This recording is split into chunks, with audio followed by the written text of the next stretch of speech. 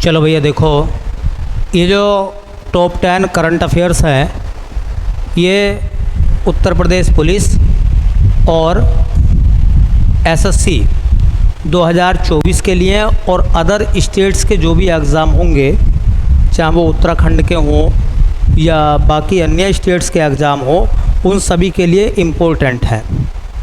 ठीक है। और ये हम लोग जो है वो जनवरी से लेकर जुलाई तक, जनवरी से जुलाई तक जितने भी टॉप मोस्ट करंट अफेयर्स हैं हम उनकी चर्चा करेंगे। ठीक है। तो पहले हम चर्चा करेंगे जनवरी 2024 से लेकर जुलाई 2024 तक। इसके बाद में हम लोग चर्चा करेंगे 2023 के कुछ इम्पोर्टेंट की। ठीक है। और ये टॉप 10 है, बहुत अच्छे सवाल हैं, पेपर में आने लायक हैं। कह रहे हैं कि भारतीय प्रधानमंत्री, पहले सवाल को देखें कि भारतीय प्रधानमंत्री नरेंद्र मोदी को किस देश ने अपना सर्वोच्च सम्मान लीजन ऑफ ऑनर दिया है। लीजन ऑफ ऑनर ये सर्वोच्च सम्मान है, ये भारतीय प्रधानमंत्री को दिया गया। तो किस देश ने दिया है?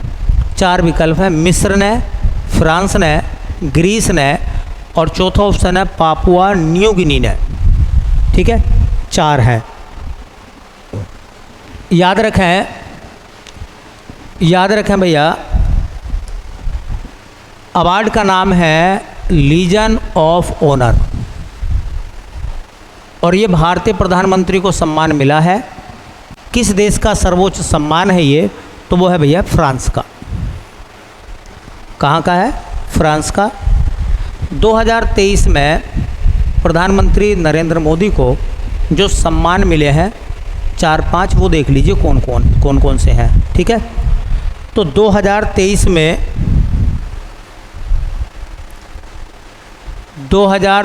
में भारतीय प्रधानमंत्री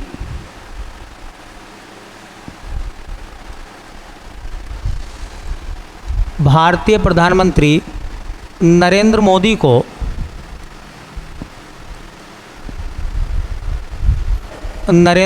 को मिले सम्मान।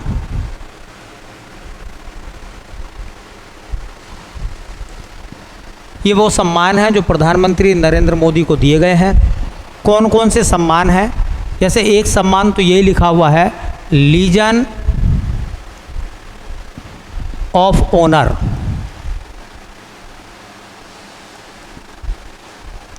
ये सम्मान मिला उनको, किस देश ने दिया? तो फ्रांस ने दिया था। एक है order of the Nile, order of the Nile. Nile से याद रखेंगे नील नदी मिस्र में बहती है, उससे सम्मान भी याद हो जाएगा। एक सम्मान है grand cross of the order, grand cross of the order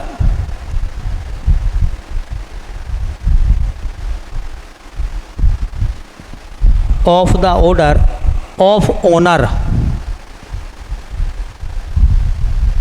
of honour. एक सम्मान 2023 में उनको मिला companion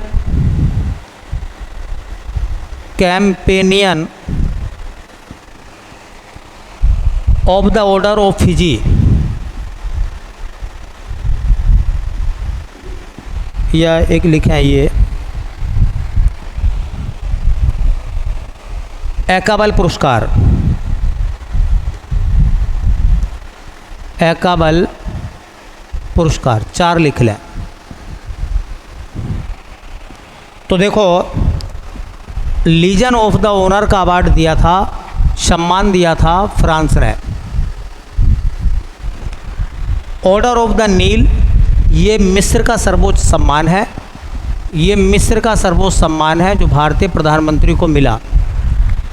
grand cross of the order of honour ये सम्मान दिया ग्रीस ने। देखिए, ग्रीस यूनान को कहते हैं, ग्रीस या यूनान। और ये जो लिखा हुआ है एकाबल पुरस्कार, ये दिया था पलाऊ ने,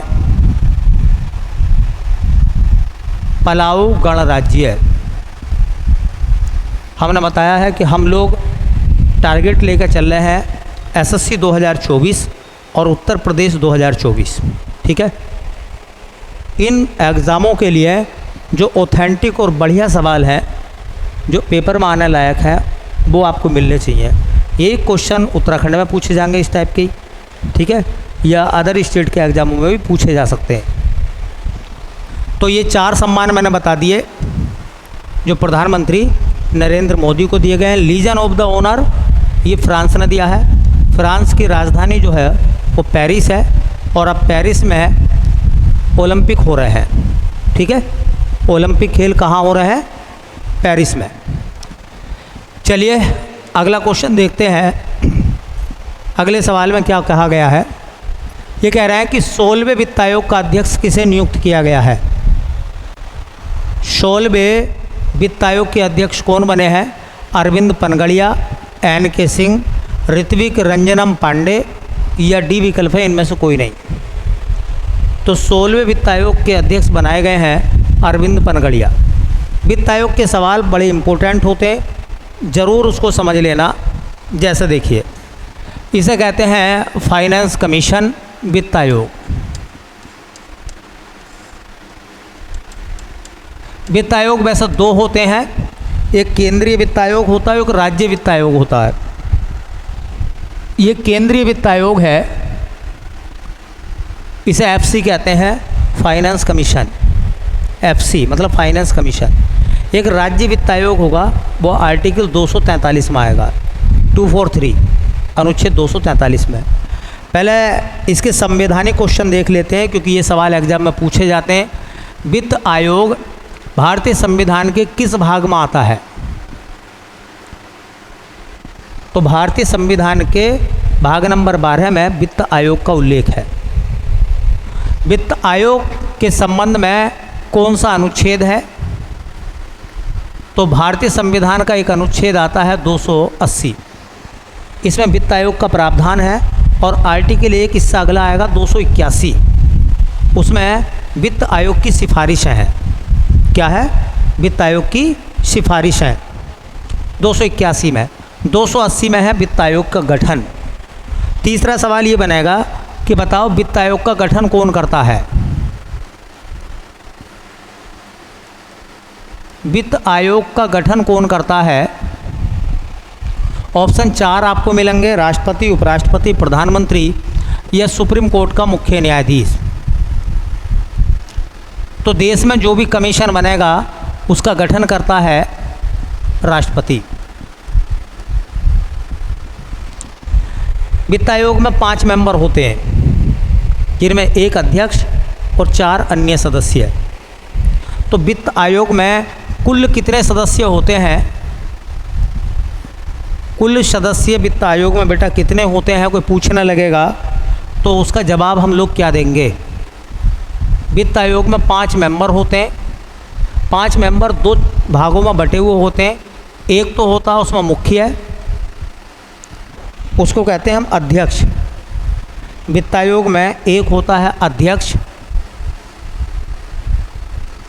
और बाकी होते हैं 4 अन्य सदस्य।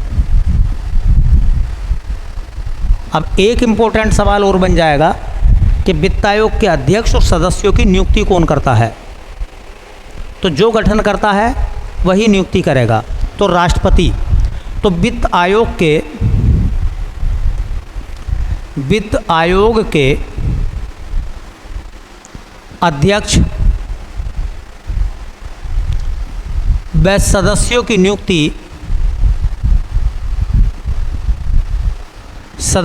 नियुक्ति कौन करता भैया? राष्ट्रपति। और वित्त आयोग का गठन भी कौन करता है? राष्ट्रपति। एक वित्त आयोग का कार्यकाल कितना होता है? वित्त आयोग का गठन कितने वर्ष के लिए होता है? तो वित्त आयोग का गठन जो है, भारत में किसी भी आयोग का गठन जो है 5 साल के लिए होता है।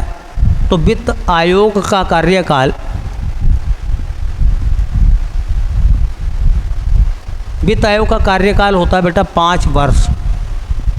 या यूं सवाल एग्जामिनर मालूम कर लेगा कि वित्त आयोग का गठन राष्ट्रपति कितने वर्षों के लिए करता है, तो 5 वर्ष के लिए। ठीक है। अब सवाल ये है कि वित्त आयोग का काम क्या है। वित्त आयोग का काम, वित्त आयोग का काम, तो देखो जो केंद्रीय कर होते हैं ना, देखो कर 2 प्रकार के होते हैं, एक कर लगाता है राज्य और एक कर लगाता है केंद्र।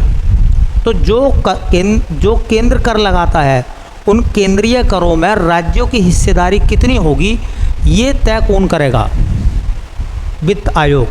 तो केंद्र और राज्यों के मध्य करों का बंटवारा किसकी सिफारिश पर होता है, वित्त आयोग की सिफारिश पर। यही सिफारिश देता वित्त आयोग। ठीक है।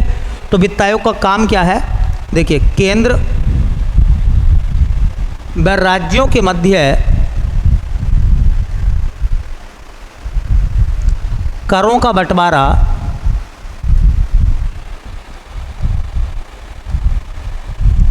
वित्त आयोग की सिफारिश पर होता है,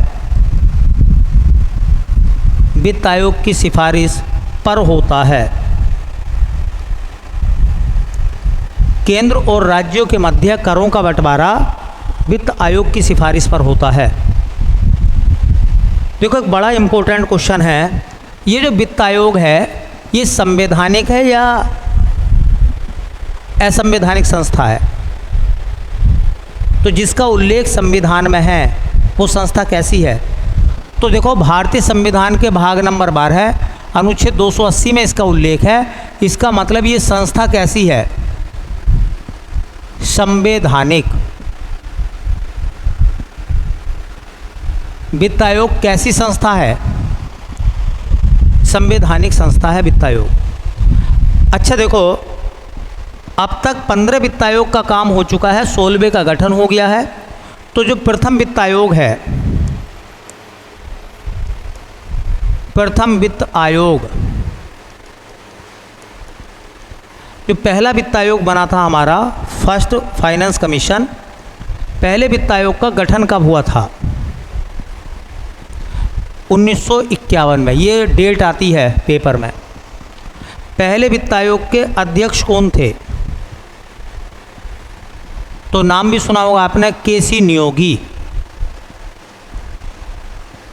अच्छा पहले वित्त आयोग के का कार्यकाल कब से कब तक था, 1951 में बना, 52 से लेकर 57 तक। पहला वित्त आयोग की जो रिपोर्ट थी वो 1952 से 1957 तक देश में लागू हुई। एक सवाल और याद रखना, ये जो 15वां वित्त आयोग बीता है, देखो 15वां वित्त आयोग,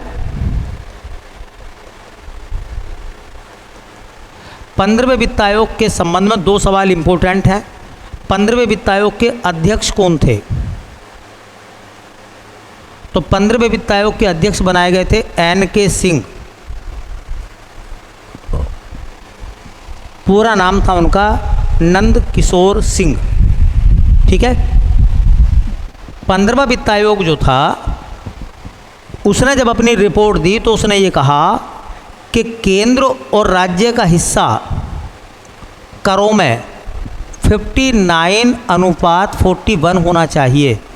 इसका मतलब ये है कि अगर 100 रुपये केंद्र सरकार को मिले हैं टैक्स के रूप में केंद्र को, तो उनमें 59 रुपये केंद्र को मिलेंगे और 41 रुपये राज्यों को मिलेंगे। ये रिपोर्ट ज़रूर याद रखना, 59:41। इसका मतलब ये होता है कि अगर 100 रुपये टैक्स के रूप में केंद्र के पास पहुँचे तो 41 राज्यों को वापस लौटा दिए जाएंगे और बाकी 59 केंद्र के खर्च के लिए रखे जाएंगे। देखो भैया अब तक इस पूरे हेडिंग में हम लोगों ने करंट की बात नहीं करी। अब आप ये कह रहे होंगे कि भैया आपने तो वित्त आयोग की डिटेल बता दी हमें, करंट का सवाल तो आया ही नहीं, क्योंकि वित्त आयोग पुलिस के हिसाब से, SSC और तमाम एग्ज़ामों के हिसाब से इम्पोर्टेंट है, इसलिए मैंने इसकी डिटेल आपको बता दी है। वित्त आयोग का कोई ना कोई सवाल एग्ज़ाम में पूछा जाएगा। अब चलते हैं 16वें वित्त आयोग की तरफ। ठीक है, कौन से? अब देखो पहला वित्त आयोग हो गया, 15वां हो गया। अब करंट की तरफ चलते हैं।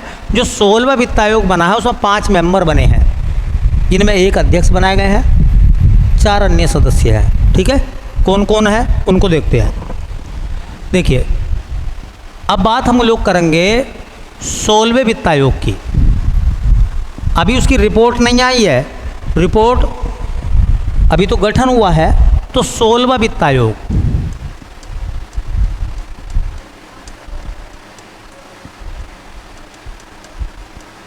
ये जो 16वां वित्त आयोग है भैया, इस 16वें वित्त आयोग के अध्यक्ष कौन है? तो 16वें वित्त आयोग के अध्यक्ष बनाए गए हैं अरविंद पनगड़िया।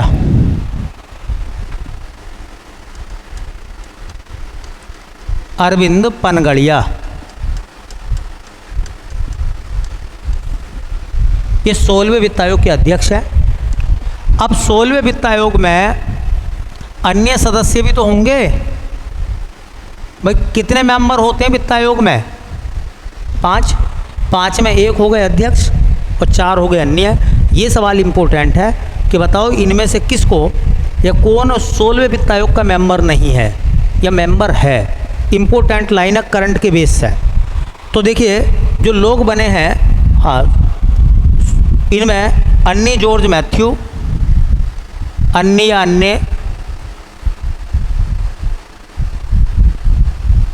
जॉर्ज मैथ्यू को बनाया गया है। एक तो ये है इसमें, एक दूसरे हैं निरंजन राजाध्यक्ष,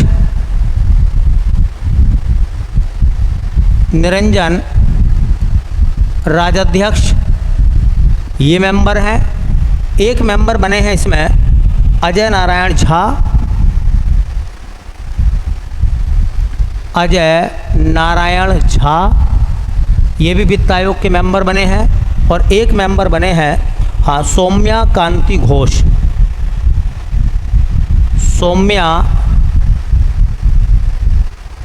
कांति घोष।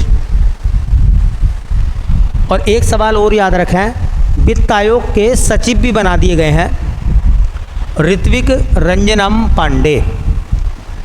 ये जो 16वां वित्त आयोग है इसमें सचिव कौन बने हैं?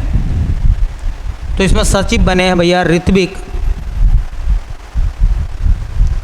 रंजनम पांडे। ये जो जानकारी है ये 16वें वित्त आयोग की है। मैंने सवाल यही पूछा था आपसे कि करंट में पूछेगा तो ये बात आएगी, और करंट में नहीं पूछता है वित्त आयोग की तो ओल्ड में बात पूछ लेगा। 15वें वित्त आयोग के बारे में पूछ लेगा, है ना, पहले वित्त आयोग के बारे में पूछ लेगा, ये वित्त आयोग के संबंध में पूछ लेगा, इसका गठन कौन करता है, कार्यकाल कितना होता है, इन सब चीज़ों के बारे में। ठीक है, तो बड़ा इम्पोर्टेंट और अच्छा हेडिंग बताया है मैंने आपको। पुलिस या एसएससी जैसे एग्जामों में यहाँ से चीज़ें पूछी जा सकती हैं। चलिए अगले सवाल की तरफ हम लोग चलें। तो तीसरा सवाल हमारे पास क्या है? ये कह रहे हैं कि 12वें दिव्य कला मेले का आयोजन किस राज्य में किया गया? जो 12वां दिव्य कला मेला है वो कहाँ पर आयोजित हुआ है? ठीक है, 4 ऑप्शन है, राजस्थान, उत्तर प्रदेश, गुजरात या बिहार। तो देखिए ये मेला लगा है बेटा गुजरात में। गुजरात में एक जगह पड़ती है सूरत। ठीक है, तो 12वां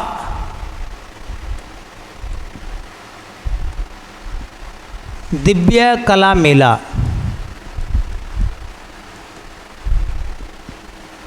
सवाल बनेगा कि 12वां दिव्य कला मेला किस राज्य में बना बेटा? तो राज्य है गुजरात। गुजरात में मेला लगा है। गुजरात में भी कहाँ? तो सूरत। आप जानते हैं सूरत जो है वो ताप्ती नदी के किनारे पर है। शिवाजी ने सूरत के किले को 2 बार लूटा था। और ये जो सूरत है गुजरात का, हाँ, ये फेमस है कपड़े के लिए। ये टेक्सटाइल इंडस्ट्री है, हाँ, कपड़ा उद्योग के लिए फेमस है सूरत। सूरत की साड़ियाँ बड़ी फेमस हैं। सूरत में साड़ी का काम बहुत होता है। और ये सूरत वो है जहाँ भारत में, हाँ, भारत की सबसे बड़ी हीरा छटाई और कटाई का काम होता है। हीरे को छांटने का काम, काटने का काम सबसे ज़्यादा कहाँ होता है? सूरत में होता है ना। इसे डायमंड सिटी कहते हैं वैसे, हीरे के काम के लिए। ये जो मेला है बारहवां दिव्य कला मेला, इसका संबंध किससे है? तो इसका संबंध है दिव्यांगजनों की कला से। दिव्यांगजनों की कला से। जो लोग दिव्यांग हैं वो कोई ना कोई आर्ट के कलाकार हैं या कोई ना कोई प्रोडक्ट बनाते हैं, तो उनकी आर्ट को इस मेले में एज ए प्रदर्शनी के रूप में लगाया गया। वो प्रदर्शनी लोगों को पसंद आई तो लोगों ने उन लोगों को ऑर्डर दिए काम के लिए, जिससे उन्हें काम मिलेगा। ठीक है, तो ये एक आर्ट मेला है। और आर्ट किसकी? आर्ट दिव्यांगजनों की। ठीक है, तो याद रखो 12वां दिव्य कला मेला तुम्हें इतना याद रखना है, गुजरात में लगा। और गुजरात में भी कहाँ लगा? सूरत में। ठीक है, सूरत के बारे में मैंने 4 बातें बता दी। सूरत जो है गुजरात में है। सूरत जो ताप्ती नदी के किनारे पर है। सूरत को शिवाजी ने 2 बार लूटा था, आक्रमण करा था। किस किले पर शिवाजी ने 2 बार आक्रमण करा था? तो सूरत का किला, जब मुगलों के अधीन था किला वो। ठीक है, सूरत जो है वो कपड़े के लिए फेमस है, सूरत की साड़ियाँ फेमस है। ठीक है, और सूरत जो है वो भारत में हीरा कटाई, छटाई और रंगाई का काम यहाँ पर होता है। ठीक है, हीरे की कटाई, छटाई और रंगाई का काम होता है सूरत में। चलिए अगला सवाल देखो क्या लिखा गया है। कह रहे हैं जनवरी 2024 में निम्नलिखित में से कौन सा देश ब्रिक्स का सदस्य नहीं बना है? कौन सा देश इनमें ऐसा है जो ब्रिक्स का मेंबर नहीं है? जबकि ब्रिक्स की तरफ से प्रस्ताव पास हो गया था, उन्होंने मना कर दिया। ब्रिक्स में शामिल होने से किस देश ने इनकार कर दिया है? सऊदी अरब ने, ईरान ने, संयुक्त अरब अमीरात ने या अर्जेंटीना ने? तो अर्जेंटीना ने। अर्जेंटीना ने कह दिया कि हम ब्रिक्स के मेंबर नहीं बनेंगे। ठीक है, तो 2-4 बातें जो इम्पोर्टेंट हैं ब्रिक्स के संबंध में वो भी आप नोट कर लीजिए। क्वेश्चन पेपर में यहाँ से चीज़ें पूछी जाती है। ठीक है, तो एक हेडिंग बनाएंगे, हेडिंग का नाम हो जाएगा ब्रिक्स। देखिए एक शब्द आता है, ब्रिक्स शब्द किसने दिया था? ब्रिक शब्द दिया एक अर्थशास्त्री थे, उनका नाम था जिम ओ नील। जिम ओ नील एक अर्थशास्त्री थे, उन्होंने ब्रिक्स शब्द दिया था। ब्रिक्स क्या है? तो देखिए ये दुनिया की उभरती हुई अर्थव्यवस्थाओं वाले देशों का एक समूह है, जिनकी अर्थव्यवस्थाएं तेज़ी से क्या हो रही हैं? उभर रही हैं, आगे बढ़ रही हैं। ठीक है, तो यह विश्व की उभरती हुई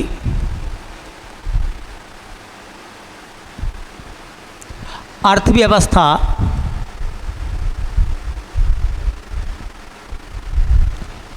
वाले देशों का समूह है। दुनिया की उभरती हुई अर्थव्यवस्था वाले देशों का समूह क्या है? ब्रिक्स। ब्रिक्स में कितने देश हैं? तो फिलहाल देखिए ये तो ब्रिक्स के देश हैं। उन देशों की राजधानी भी याद रखें, और भैया उन देशों की मुद्रा भी याद रखें, क्योंकि मुद्रा और राजधानी अक्सर पेपर में पूछ लेते हैं। मुद्रा और राजधानी देखिए ब्रिक्स में बी से बनता ब्राज़ील, एक देश ब्राज़ील था। फिर उसके बाद में आर आया रसिया, फिर उसके बाद में आई आया इंडिया मतलब भारत, और फिर उसके बाद में आया सी मतलब चीन। सुनो, ब्राज़ील की राजधानी ब्राज़ीलिया है। और बेटा ब्राज़ील की मुद्रा पूछेंगे तो रियल। रूस की राजधानी मॉस्को है। और रूस की मुद्रा आती है रूबल। भारत की राजधानी नई दिल्ली है और मुद्रा आती है रुपया। बेटा चीन की राजधानी बीजिंग है और बेटा मुद्रा आती है रेनमिनबी। अगर रेनमिनबी ना हो तो युआन लगा सकते हैं। क्या? युआन। युआन वहाँ ऐसा काम करता है जैसा हमारे यहाँ पैसे, 10 पैसे और 5 पैसे। 5वां देश ब्रिक्स में शामिल हुआ, उस देश का नाम था दक्षिणी अफ्रीका। दक्षिणी अफ्रीका की राजधानी प्रोटोरिया है और दक्षिणी अफ्रीका की राजधानी मुद्रा रैंड है। एक सवाल कई बार पेपर में पूछा गया कि बताओ दक्षिणी अफ्रीका को कब शामिल किया गया था ब्रिक्स में। दक्षिणी अफ्रीका कब से ब्रिक्स में आया था? तो 2010 से। 2010 से दक्षिणी अफ्रीका को ब्रिक्स में शामिल कर लिया था। तो ये 5 देश R5 कंट्री कहलाते थे। R5 इसलिए कहते थे क्योंकि इन सब की मुद्रा जो है वो R से शुरू होती थी। अब 2024 में क्या हुआ है, 5 नए देश और ऐड हो गए हैं। हो तो 6 रहे थे, 5 नए देश और जुड़ गए। एक जुड़ा सऊदी अरब, ब्रिक्स में जुड़ा 6ठा देश सऊदी अरब।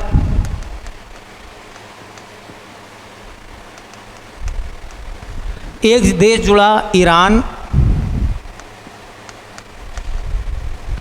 एक देश जुड़ा संयुक्त अरब अमीरात UAE, एक देश जुड़ा मिस्र और बेटा एक देश जुड़ा है इथोपिया। ये सब 2010 में जुड़े हैं।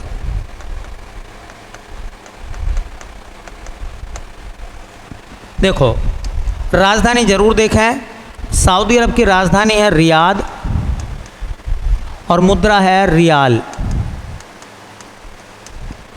ईरान की राजधानी है तेहरान और यहाँ भी रियाल चलता है।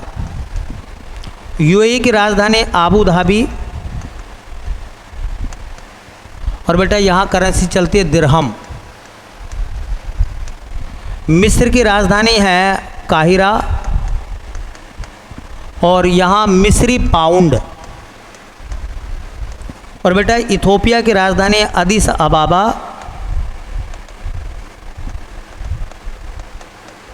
और इथोपिया की मुद्रा है बिर। क्या है?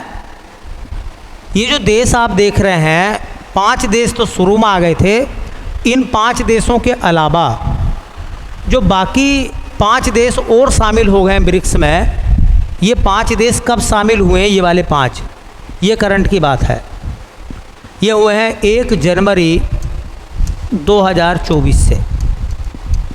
23 में पास हो गया था मसला इनको शामिल करने का और 24 से इन्होंने एंट्री कर ली है। तो अब ब्रिक्स में पहले 5 थे, अब 5 और बढ़ गए हैं, तो उसका नाम क्या हो गया है? BRICS plus.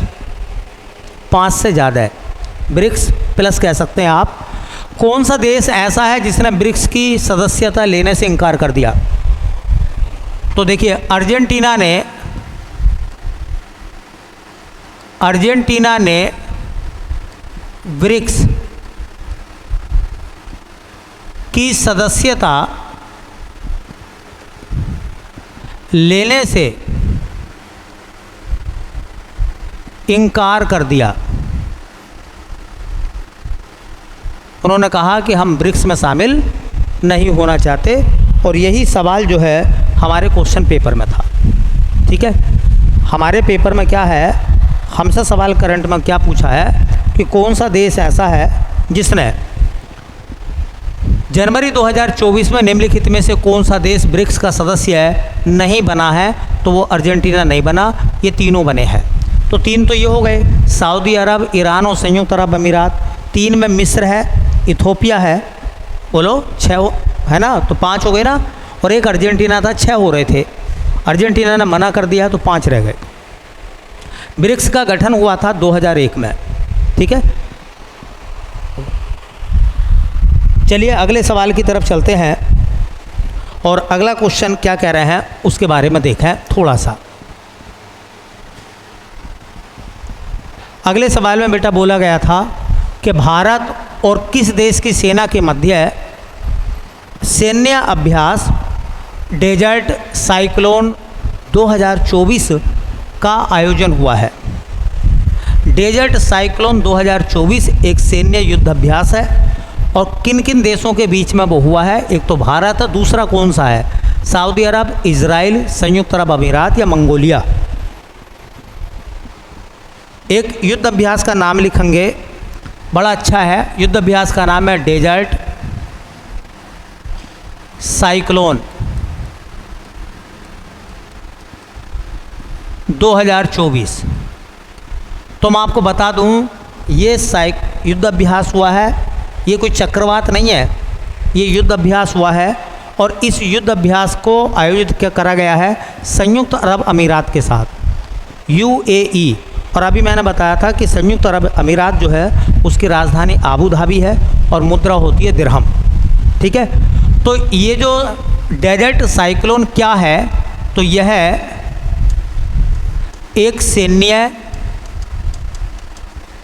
युद्ध अभ्यास है।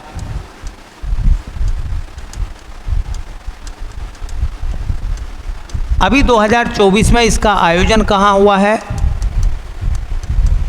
तो इसका आयोजन राजस्थान में। और ये युद्ध अभ्यास किस किस देश के बीच हुआ है? तो किस किस के बीच हुआ है, मतलब कौन कौन से देश की सेनाओं ने हिस्सा लिया है इसमें? तो एक तो हमारा प्यारा भारत है और दूसरा है UAE, समझ गए होंगे, यूनाइटेड अरब अमीरात। संयुक्त अरब अमीरात और भारत की सेनाओं ने इस युद्ध अभ्यास में भाग लिया है। नाम जरूर अच्छे से याद रखें, इम्पोर्टेंट क्वेश्चन है, पेपर वाला मालूम कर सकता है। डेजर्ट साइक्लोन पूछेंगे इतना कि डेजर्ट साइक्लोन क्या है? ऑप्शन होगा थार मरुस्थल में आने वाला चक्रवात, ऑप्शन हो जाएगा एक युद्ध अभ्यास, ऑप्शन हो जाएगा एक मरुस्थलीय रॉकेट, या इनमें से कोई नहीं। तो ऐसे में आंसर लगाना बड़ा मुश्किल होगा। साइक्लोन वैसा अपना नाम सुना होगा, चक्रवात को कहते हैं, तो चक्रवात नहीं है बल्कि ये एक युद्ध अभ्यास है। चलिए अगला सवाल देखते हैं जो कि इम्पोर्टेंट है, बहुत शानदार सवाल है, पेपर में आने लायक है सभी। ये कह रहा है कि PM विश्वकर्मा योजना, प्रधानमंत्री विश्वकर्मा योजना लागू करने वाला पहला केंद्र शासित प्रदेश कौन सा है? पहला केंद्र शासित प्रदेश कौन सा है जो विश्वकर्मा योजना को जिसने लागू करा है? जम्मू कश्मीर, लद्दाख, पांडिचेरी या लक्षद्वीप? तो याद रखो प्रधानमंत्री विश्वकर्मा योजना, इससे 2-3 सवाल आप देख लीजिए, इम्पोर्टेंट हैं। पहला सवाल ये है कि प्रधानमंत्री विश्वकर्मा योजना को शुरू किया गया था 2023 में सरकार के द्वारा। इस योजना का उद्देश्य क्या था? तो इस योजना का उद्देश्य था कारीगरों व शिल्पकारों का उत्थान करना। कारीगरों व शिल्पकारों का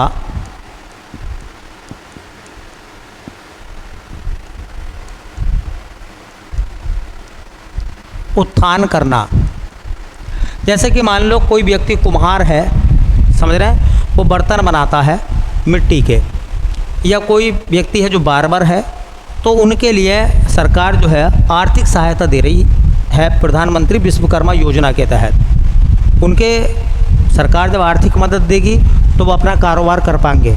प्रधानमंत्री विश्वकर्मा योजना, प्रधानमंत्री विश्वकर्मा योजना को लागू करने वाला पहला केंद्र शासित प्रदेश तो वो बना बेटा जम्मू कश्मीर।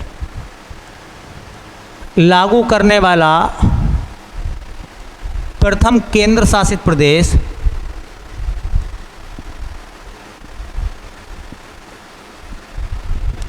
इस योजना को लागू करने वाला पहला केंद्र शासित प्रदेश कौन सा है? तो वो है बेटा जम्मू कश्मीर।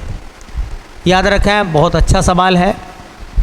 प्रधानमंत्री विश्वकर्मा योजना को लागू करने वाला पहला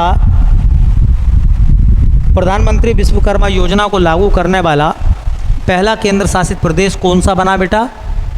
तो जम्मू कश्मीर। जम्मू कश्मीर की राजधानी एक जम्मू है, एक श्रीनगर है, और जम्मू कश्मीर के जो एलजी हैं, लेफ्टिनेंट गवर्नर उपराज्यपाल, वो मनोज सिन्हा है। मनोज सिन्हा। जम्मू कश्मीर के उपराज्यपाल का नाम क्या है? मनोज सिन्हा। चलिए इसके बाद देखते हैं अगला क्वेश्चन। और अगले क्वेश्चन में ये कह रहे थे कि 2024 का एमएस स्वामीनाथन पुरस्कार, 2024 का एमएस स्वामीनाथन पुरस्कार किसे प्रदान किया गया है? Professor B R. कंबोज को, प्रोफेसर अतुल राय को, प्रोफेसर लक्ष्मण शाह को, या इनमें से कोई नहीं? देखो, एमएस स्वामीनाथन को भी कृषि वैज्ञानिक रहे हैं। एमएस स्वामीनाथन भारत में हरित क्रांति के जनक रहे हैं और उनको मिला है भारत रत्न इस बार। तो उनके नाम से एक पुरस्कार दिया जाता कृषि क्षेत्र में, उस पुरस्कार को कहते हैं एमएस स्वामीनाथन पुरस्कार। तो पहला तो ये याद रखो कि एमएस स्वामीनाथन पुरस्कार किस क्षेत्र में दिया जाता है। ये पुरस्कार किस क्षेत्र में दिया जाता है? तो क्षेत्र हो जाएगा बेटा कृषि। कृषि के क्षेत्र में एमएस स्वामीनाथन पुरस्कार दिया जाता है। ठीक है, अब की बार किसे प्राप्त हुआ है ये? अब की बार किसको प्राप्त हुआ है? बहुत अच्छा सवाल है। तो ये प्राप्त हुआ है प्रोफेसर बी.आर. कंबोज को। Professor B R. कंबोज।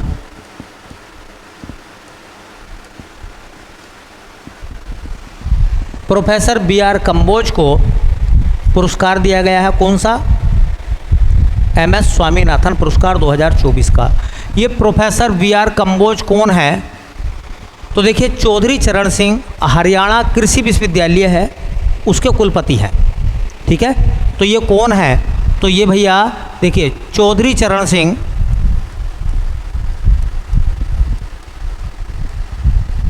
हरियाणा कृषि विश्वविद्यालय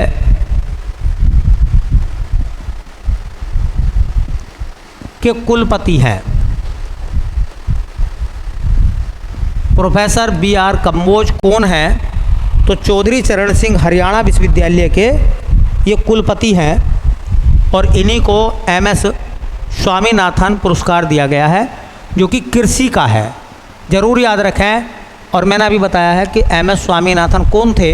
भारत के कृषि वैज्ञानिक थे और वो भारत में हरित क्रांति के जनक थे, एमएस स्वामीनाथन। उन्हीं के नाम पर ये पुरस्कार दिया जाता है। और आपको पता होगा इस बार 2024 में एमएस स्वामीनाथन को भारत रत्न दिया गया है। ठीक है, चलिए अगला सवाल देखते हैं। अगले सवाल में कह रहे हैं हमसे कि किस राज्य ने प्रदूषण से निपटने के लिए 200 इको बसों को शुरू किया है? कौन सा राज्य ऐसा है जिसने 200 इको बस चलाई है? इको बस कौन सी होंगी? जो इको फ्रेंडली होंगी, जिनसे पर्यावरण की गुणवत्ता को बिल्कुल भी नुकसान नहीं होगा। देखो, इको फ्रेंडली वस्तुएं और नॉन इको फ्रेंडली वस्तुओं में अंतर है। ऐसी सभी वस्तुएं जो पर्यावरण को नुकसान पहुंचाती है वो नॉन इको फ्रेंडली है, वो पर्यावरण की मित्र नहीं है। और ऐसी सभी वस्तुएं जो पर्यावरण को बिल्कुल भी नुकसान नहीं पहुंचाती है वो इको फ्रेंडली है। तो भाई हमारा मित्र कौन हो सकता है जो हमें नुकसान ना पहुंचाए, है ना? तो 200 इको बसों को लॉन्च करा है केरल ने, उड़ीसा ने, असम ने, या भैया नाम आता है आपका हिमाचल प्रदेश ने। तो 200 इको बसों को शुरू करा है असम ने। तो 200 इको बसों को शुरू किया ताकि प्रदूषण ना हो। किस राज्य ने शुरू करा भैया? तो मैंने राज्य आपको बता दिया है, राज्य है असम। ठीक है, और किस शहर में उनको लॉन्च करा है? असम का सबसे बड़ा शहर है गुवाहाटी। गुवाहाटी। याद रखो, दो बातें बता देता हूँ नॉलेज के लिए। गुवाहाटी में एक मंदिर है, माता सती का है, उस मंदिर का नाम है कामाख्या। पेपर में आता कामाख्या मंदिर कहाँ का है, कहाँ है? गुवाहाटी में, असम के। और इसी गुवाहाटी शहर में एक मेला लगता है इसी मंदिर में, उसका नाम क्या है? अंबुबाची, अंबुबाची मेला। अच्छा बताओ, 200 इको बसों को शुरू करा है असम ने, तो बताओ असम के मुख्यमंत्री, असम के मुख्यमंत्री का नाम है हेमंत बिस्वा शर्मा। असम के मुख्यमंत्री का नाम क्या है? हेमंत बिस्वा शर्मा। 200 इको बसें शुरू करी हैं ताकि पर्यावरण को नुकसान ना हो, पर्यावरण की गुणवत्ता का ह्रास ना हो। इस वजह से असम के मुख्यमंत्री हेमंत बिस्वा शर्मा ने 200 इको बसों को प्रारंभ करा है। चलिए अगला सवाल देखते हैं क्या कह रहे हैं। तो बेटा अगले सवाल में बोला गया है, इम्पोर्टेंट है, उत्तर प्रदेश पुलिस के लिए ज़्यादा इम्पोर्टेंट है सवाल। ऐसा सवाल पेपर में पूछ लिया जाता है, वेरी इंपॉर्टेंट लिख सकते हैं आप। यूपीपी वालों देख लो, इस तरीके के सवाल एग्जाम में आ सकते हैं। ये कह रहे हैं उत्तर प्रदेश का प्रथम फ्लोटिंग वातानुकूलित रेस्टोरेंट कहाँ बना है? उत्तर प्रदेश में पहला, फ्लोटिंग कहते हैं तैरता हुआ, वातानुकूलित एयर कंडीशनर क्या है? रेस्टोरेंट, तैरता हुआ रेस्टोरेंट कहाँ बना है? ऑप्शन है वाराणसी में, लखनऊ में, कानपुर में या प्रयागराज में। उत्तर प्रदेश का पहला फ्लोटिंग वातानुकूलित रेस्टोरेंट, तैरता हुआ रेस्टोरेंट कहाँ बना है? तो वो बना भैया, जिस शहर में बना है वो है प्रयागराज। प्रयागराज में बना है, यमुना के किनारे पर, यमुना नदी के किनारे पर बना है प्रयागराज में। बाहर यूपी का पहला है फ्लोटिंग, मतलब तैरता हुआ, कभी ऐसा आ जा, तैरता हुआ वातानुकूलित रेस्टोरेंट कहाँ बना है? यूपी में, जो कि पहला है, पेपर में आ सकता है। कहाँ बना है? प्रयागराज में बना बेटा। और इसका उद्घाटन किसने करा था? तो इसका उद्घाटन करा था हमारे सीएम योगी आदित्यनाथ ने। योगी आदित्यनाथ ने इसका उद्घाटन करा था। इम्पोर्टेंट सवाल है, यूपी पुलिस में आ सकता है, मैंने तो लिख दिया है, वेरी इम्पोर्टेंट है। अब पेपर बनाने वाला क्या करेगा, उसे लिखना चाहिए कायदे में सवाल। ऐसे सवाल करंट में पूछे जाते हैं, ठीक है। तो उत्तर प्रदेश का प्रथम फ्लोटिंग वातानुकूलित रेस्टोरेंट कहाँ बना है? प्रयागराज में। बस इतना याद रखो, कहाँ बना है? प्रयागराज में बना है, उत्तर प्रदेश में, हाँ, यमुना के किनारे पर। अगला सवाल पेपर में पूछा जा सकता है, इम्पोर्टेंट है ये भी, और मेरे हिसाब से वेरी इम्पोर्टेंट है। उत्तर प्रदेश के किस शहर को केंद्र का जल योद्धा पुरस्कार दिया गया है? उत्तर प्रदेश का कौन सा ऐसा शहर है इसे केंद्र सरकार ने जल योद्धा पुरस्कार दिया है? देखिए, जल योद्धा पुरस्कार किसको दिया जाएगा? जिसने जल क्षेत्र में काम करा है। जल क्षेत्र में काम करने का मतलब होता है जो पानी है उसके फिल्टर करा गया है बहुत अच्छे से, रिसाइकलिंग, मतलब पानी का दोबारा से उपयोग करने का काम करा है। ऑप्शन आ रहे हैं 4, वाराणसी, नोएडा, लखनऊ और आगरा। तो जल योद्धा पुरस्कार मिला है यूपी के एक शहर को जिसका नाम है नोएडा। जल योद्धा पुरस्कार किसे मिला है? उत्तर प्रदेश में, उत्तर प्रदेश के किस शहर को जल योद्धा पुरस्कार दिया गया है? ठीक है, तो वो शहर का नाम है भैया नोएडा। शहर का नाम है नोएडा। जल योद्धा पुरस्कार मिला है, किस काम के लिए मिला होगा भैया? ठीक है, तो किस काम के लिए मिला है? जल पुनः उपयोग, जल पुनः उपयोग मतलब जो पानी है ना, हाँ, रिसाइकलिंग करके उसे दोबारा से इस्तेमाल करने के लिए नोएडा को जल योद्धा पुरस्कार दिया गया है। तो ये बेटा 10 सवाल हो गए हमारे, इम्पोर्टेंट हैं। हमने ध्यान में रखा है 2 चीज़ों को, उत्तर प्रदेश पुलिस, एसएससी और उत्तराखंड। ठीक है, चलो भैया बाकी बाद में देखते हैं।